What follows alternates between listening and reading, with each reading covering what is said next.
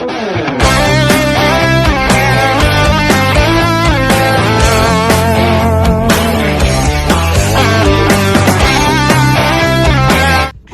buhay mga katrapo. Samahan niyo ako. At may papasyalan tayo.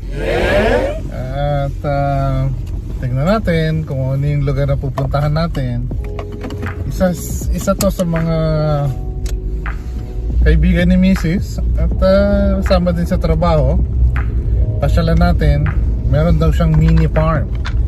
Tingnan natin kung ano ang itsura ng kanyang mini farm. Bihira kasi ang may mini farm dito sa San Diego. Mostly dito sa lugar namin kasi medyo city na to. So, alam niyo na, medyo bawal ang mag-alaga ng bagay-bagay. Magre-reklamo yung kapitbahay natin. So, baka niyo ako, tingnan natin. Sandali lang. Bravo. Ito na. You have a lot. Gusto ko yan! Ayan, yung mga manok.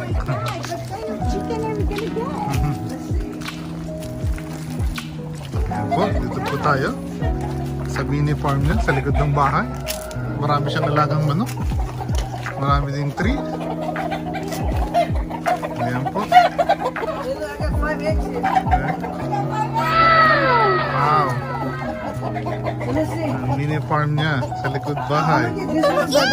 He stopped drinking water, so I'm gonna see if this is fat. If not, I'll give it this one. That one? Oh, this I paid for this one. This is the pumpkin, but he ran on me. Oh no! There you go.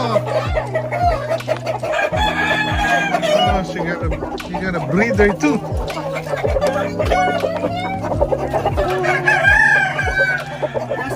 a pumpkin. Oh, there's eggs. I know. That's not pure. You want to check the legs?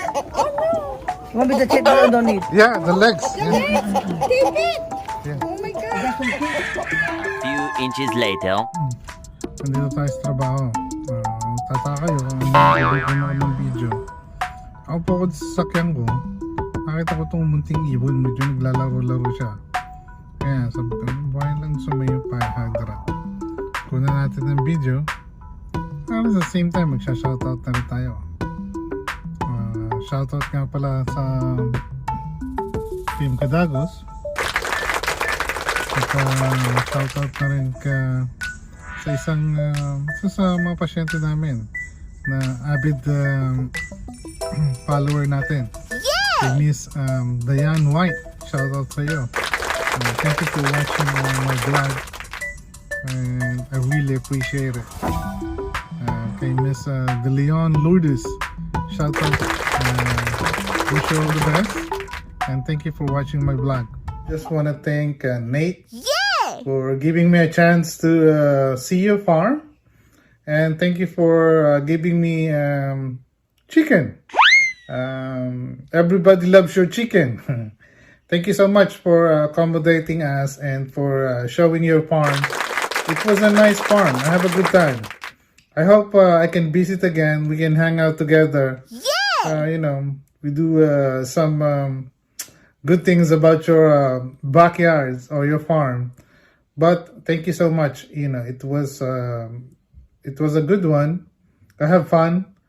Thank you for giving me a chance, and thank you for the chicken.